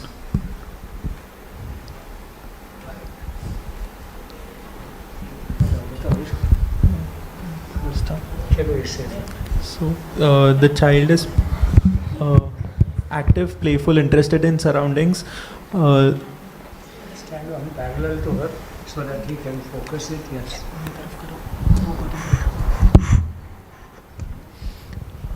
There is a frontoparieto bossing seen, no facial dysmorphism. There is happy, interactive child. Growth? Fairly fair, fine. I mean, muscle mass is good, fine. So growth, fine. Happy child. Okay. Signs of rickets? Epiphyseal? Frontal bossing. Okay. Wrist? not much. Epiphyseal enlargement? Probably. From a distance, yes. Wrist, look. He is not obese, so possibly that. So he has rickets. Okay. Happy child with rickets. What's the probable cause? And fairly grown. What's the cause of rickets? Deficiency.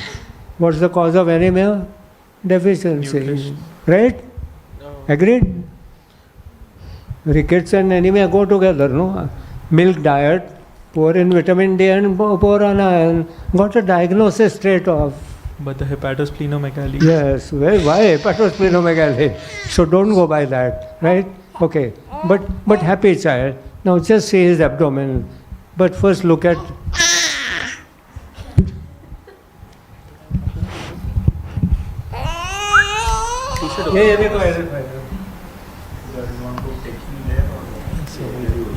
Umbilical stretched. Ascites.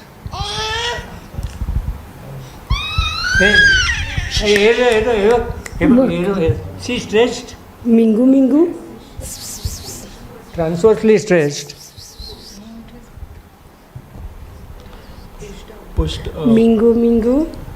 More pushed down than stretched. Extended abdomen. Yes, sir. Must be liver and spleen. The umbilicus looks थोड़ा pushed ऊपर down. करो, sir. थोड़ा ऊपर करो.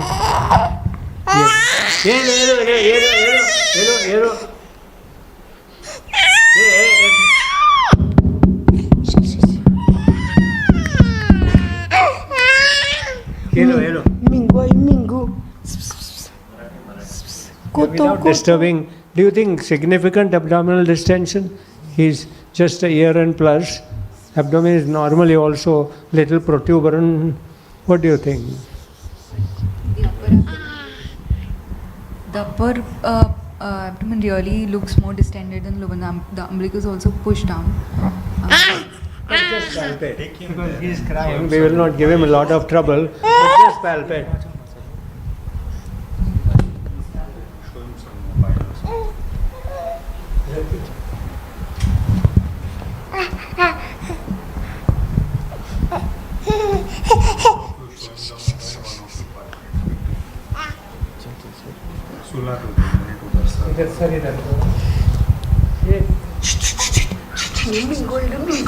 इधर देखो, इधर देखो, इधर ये देखो, same matter. You quickly examine.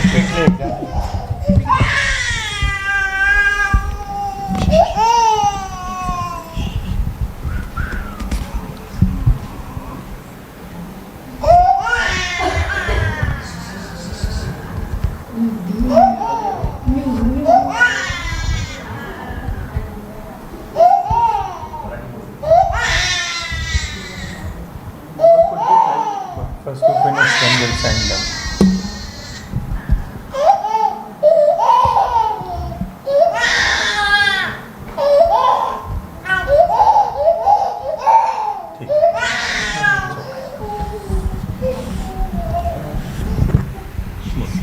So the abdomen was distended, liver and spleen both palpable, firm in consistency, liver approximately 3 finger breadths below the right subcostal margin, spleen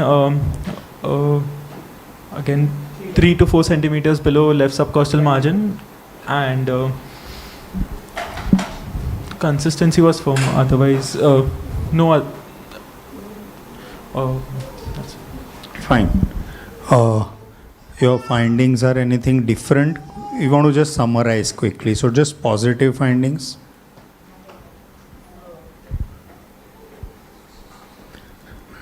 So liver and spleen, no? Anything else? Liver with smooth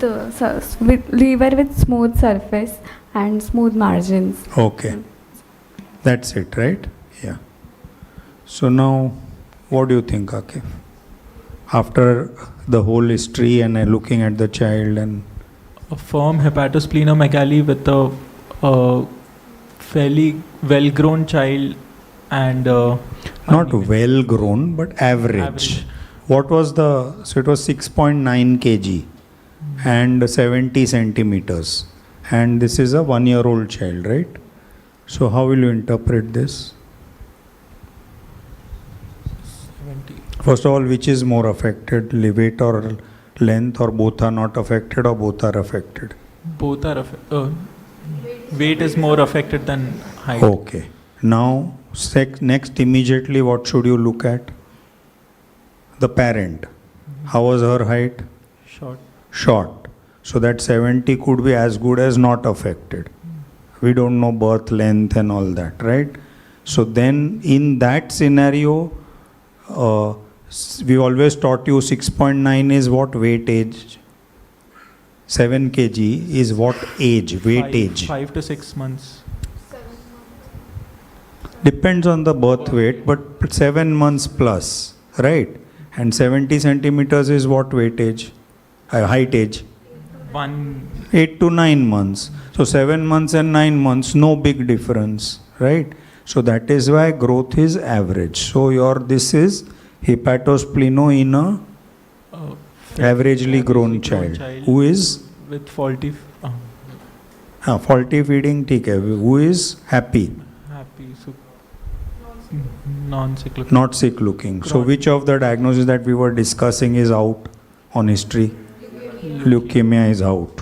Okay. Liver disease. Liver disease out. Yeah. Then, so what are you left with? Chronic hemolytic anemia. Thalassemia or storage.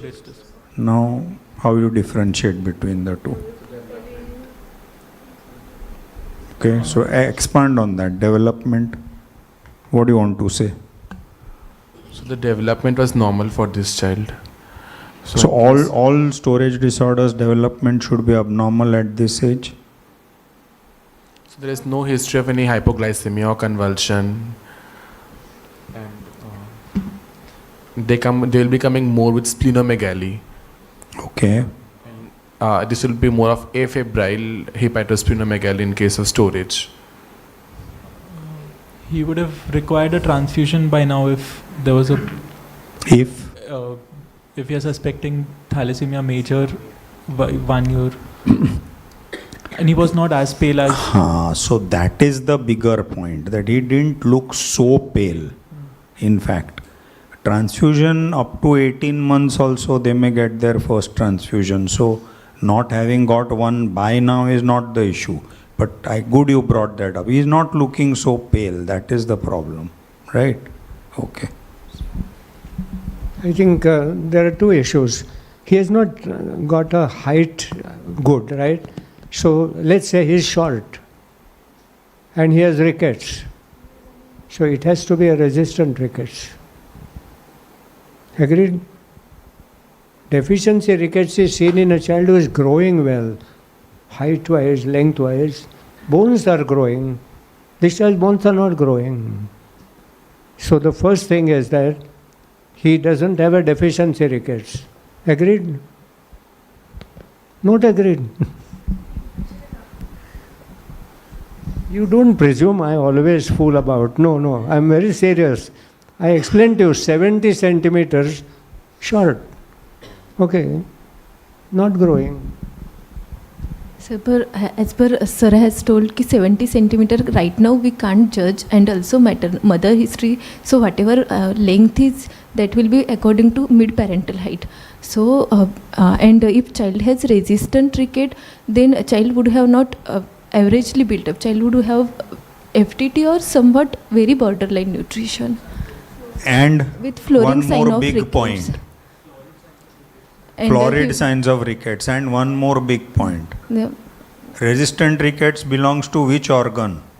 kidney involvement. So Head child in- would be dash. Happy. No, sick looking. The first thing is that a short child is called short when he has a normal weight and the length is small. He is not short first. His weight for height is normal, no? So I fooled you by saying he is short. No, his weight for height is normal. And therefore first you say he is not short. So this rickets is deficiency only, whether active or not now. So that has nothing to do with it. Could it be osteopetrosis? He is not so pale.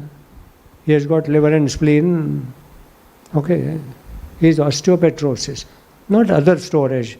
See, storage starts with one organ, spreads to the other, thereafter spreads to the bone marrow, or much before that, the neonatal storage disorder spread very quickly to the brain. The infantile Gauches, infantile Niemann-Pics will all come with a neurological problems, whereas those who don't have neurological problem will come slowly with organomegaly, thereafter pallor over months, years. So there is not storage of that kind. But osteopetrosis is another storage. Would it be osteopetrosis? His anterior fontanelle is open, right? Inner table is closed. Inner table is closed. Okay. But that means still delayed. Osteopetrosis.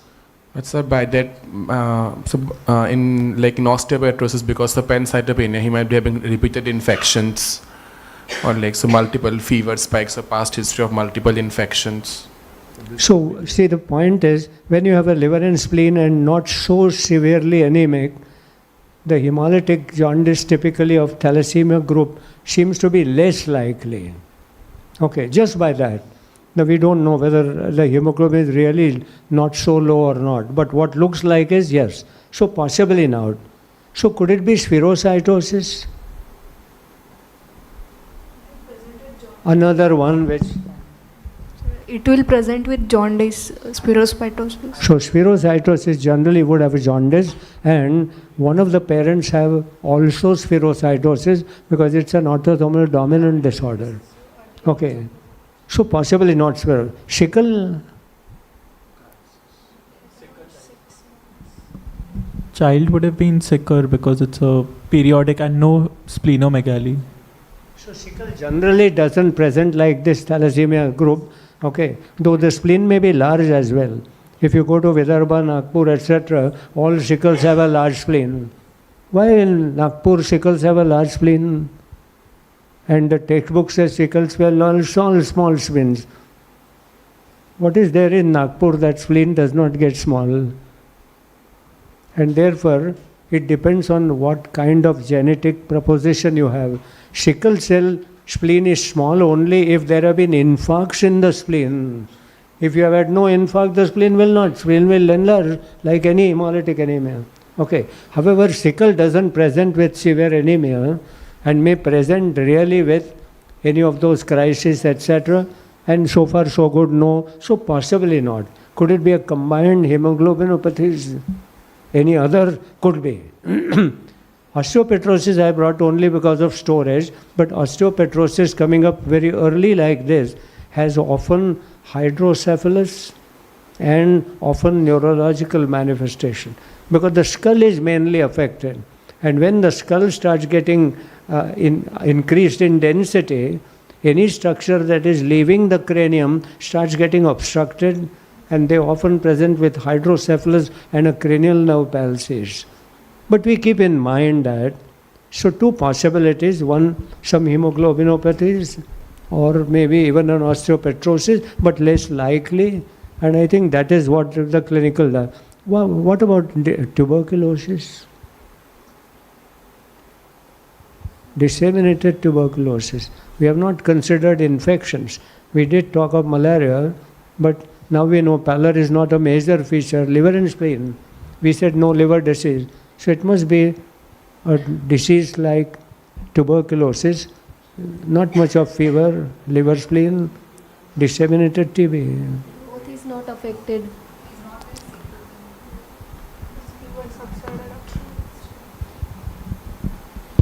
So growth is not affected means that's not a strong reason. No? Growth is not great also. It's average. We don't know how it was earlier. And see, if you see in the tuberculosis hospital in Shivri, you will find very tough fellows looking having TB.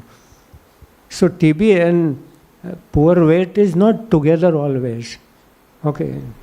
When Better TB is slowly reasons. worsening, yeah. After all, why should one lose weight? Because your BMR is changed. The metabolic rate is increased, intake is not increased. But if the BMR is not increased, that means it's not a very fastly progressive, destructive disease. Weight is not a problem. A normal weight and TB is not uncommon. The child is not at all sick looking and there's no respiratory complaints. I mean, it starts from there and not at all sick looking. Disseminated TB. So disseminated TB should be sicker. Not all TBs are sick. But if you are talking of hepatosplenomegaly, then disseminated TB. Okay. And disseminated TB can't be so playful. So it's a disease which has spread largely through the bloodstream. Okay.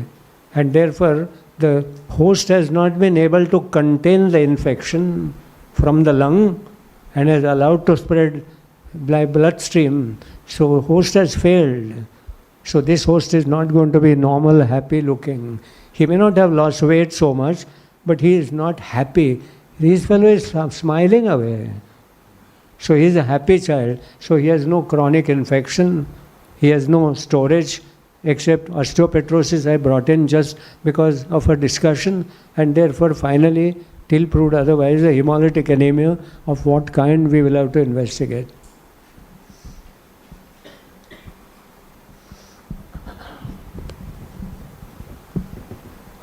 So, impression, 1-year-old girl, birth and developmentally normal, partially immunized with complaints of fever, abdominal distension, paleness of body, with hepatosplenomegaly, with HBs AG positive, probably a case of infection like malaria or enteric fever or hemolytic anemia. We will discuss hepatitis B. Good suggestion. But I was looking upside down and my probability would have been upside down. Hemolytic anemia, malaria, hepatitis B not for my thing. But why not hepatitis B? Good. Mother must have had hepatitis B. That's why she said jaundice, not jaundice, but hepatitis B. Okay. She may be active also, but not symptomatic. Okay. So now she has passed on to her baby. And the baby has liver and spleen. So it's a liver disease. And you confidently said it's not a liver disease. Now start arguing.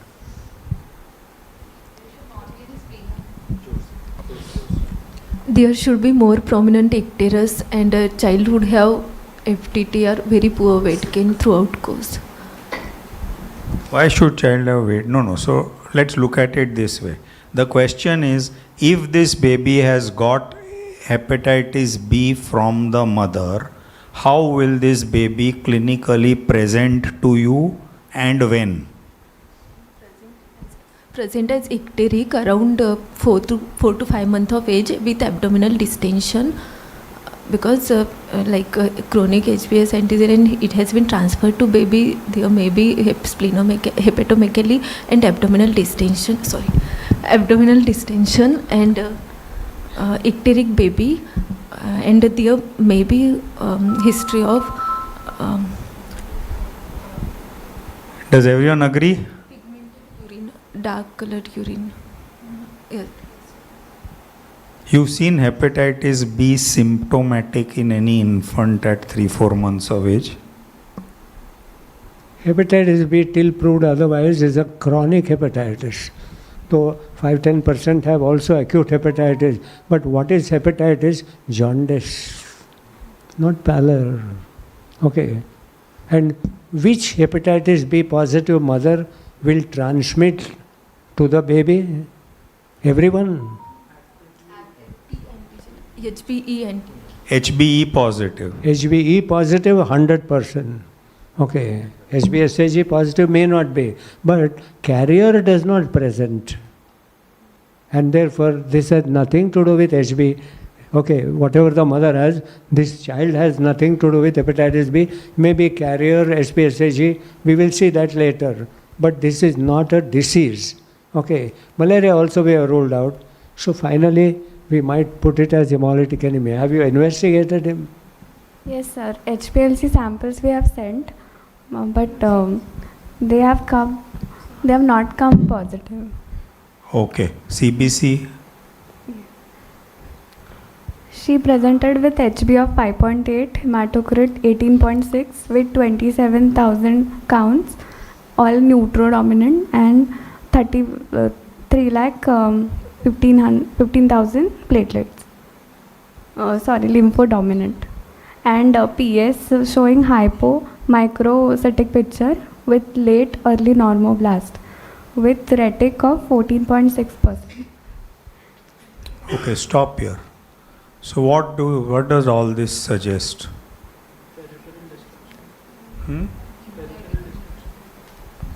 Peripheral destruction given the high the anemia, high retic and high LDH. Malaria is proved. Okay, diagnose malaria. You agree with that?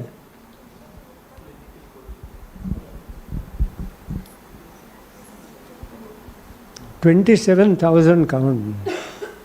What kind of malaria is this? And look at the 27,000. Okay. That 27,000 is hemolysis. Where is malaria? So now my question to is this malaria and a hemolytic jaundice? Okay. Look at all that. Look at retic. Look at those normoblasts. Is that malaria? So now answer one question. Is it combined disease? Or one of the two is not there? Which means one of the two reports are normal, are wrong. Reports are right. Our interpretation is wrong. Now I have given you a clue. Our interpretations are wrong in these reports. If you go by malaria antigen, those 27,000 count and retics are not right. If you go by that antigen is not right. But the report laboratory has done it right. Now what does this mean? Come on, I've given you a thought. Report is right, our interpretation is wrong. Now which is likely to be wrong? Are we wrong in hemolysis interpretation? We are sure. So we must be wrong in malaria. So tell me, when does the antigen is positive but he has no malaria?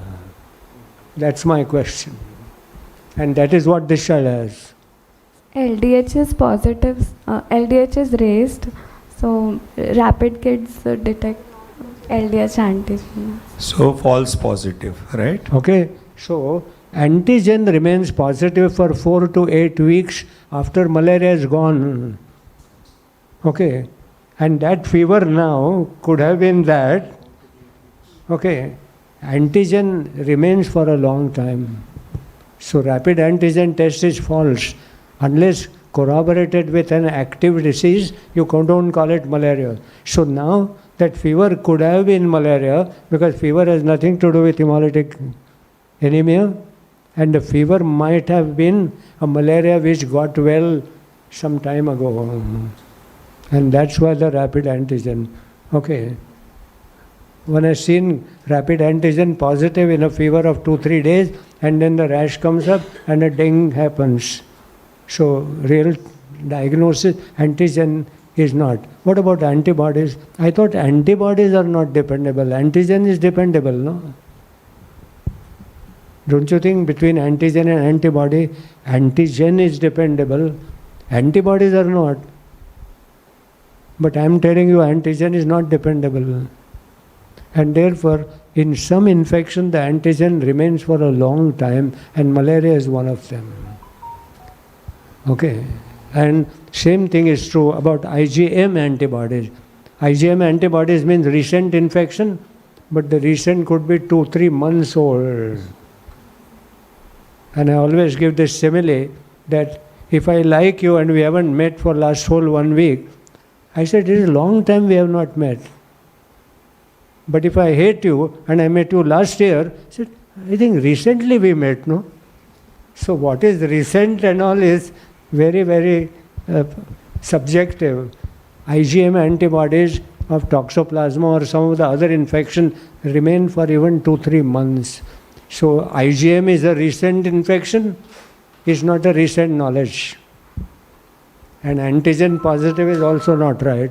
So these are limitations. To me, he must have had that fever due to malaria, but... Yeah, so even Dr. Palniraman said the same on the chat that if you look at the CBC, your late early normoblasts and all that are very typical of a thal peripheral smear. We would like to have a RDW. Do you know what is the RDW? And then of course the total white cell count is elevated because of the presence of late normoblasts and all that, right? So it is a falsely elevated count. So all these are possible, then such a high retic. Anything else has been done on this?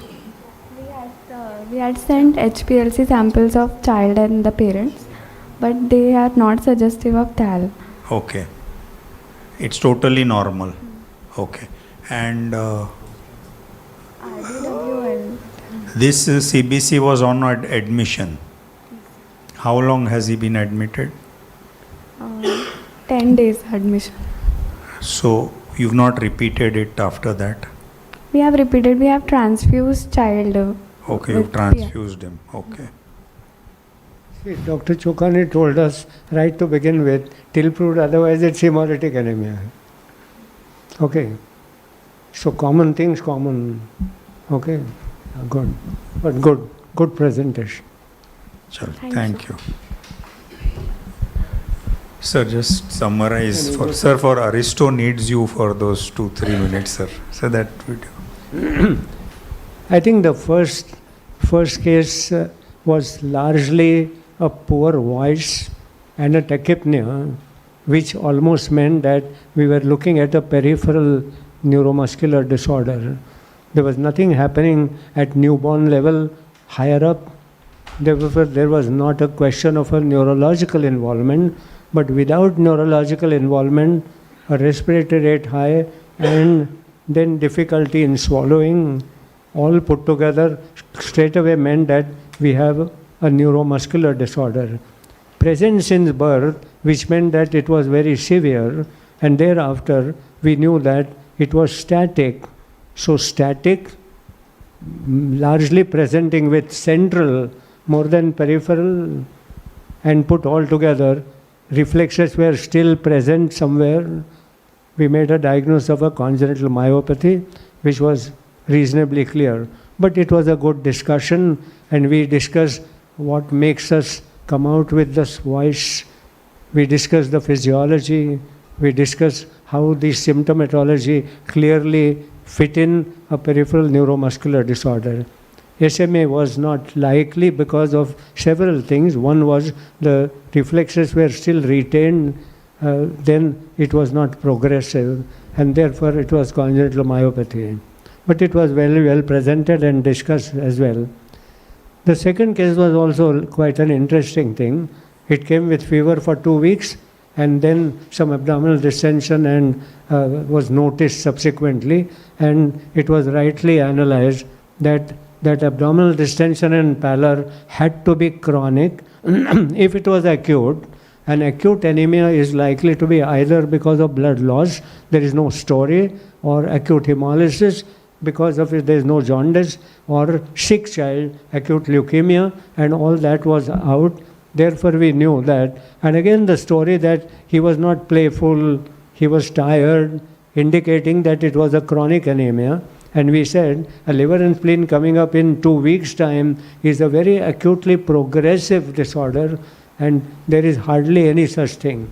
Well, condition like a liver abscess, condition like an acute cardiac failure, right-sided, can have a liver coming up in a short time, but it does not present with abdominal distension, it presents with some other symptoms.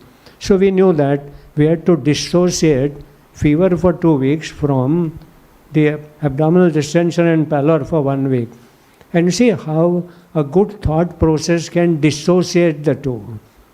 Though we had to be open to be wrong. But reasonable interpretation meant fever had nothing to do with this. And then we went about not considering fever in these episodes, and we said it has to be a hemolytic anemia. And then we found a happy child, so we said yes, it is a hemolytic anemia. And thereafter, when the reports came in, we realized that malarial antigen rapid test possibly also correlated with some fever that they talked of, and the hemolytic anemia was almost nearly proved. We will have to see what kind of hemolytic anemia is this, because there is no jaundice apparently, and therefore we will have to see where we go for a final diagnosis. But clinically, yes. And what we have learned in this child, how to dissociate those three symptoms. But the usual way of analysis is put all symptoms into one basket. But sometimes with a good thought process, you could take a route the other way around and dissociate. Though one could be wrong as well, but here we turned out to be reasonably right? But both were interesting cases and both were presented very well. So thank you very much. So thank you. We stop the class here today. Thank you all our online viewers and our online faculty. And we meet once again on next Thursday at 6 p.m. We thank Aristo Pharma for their educational grant, which helps us to live webcast these classes. Thank you.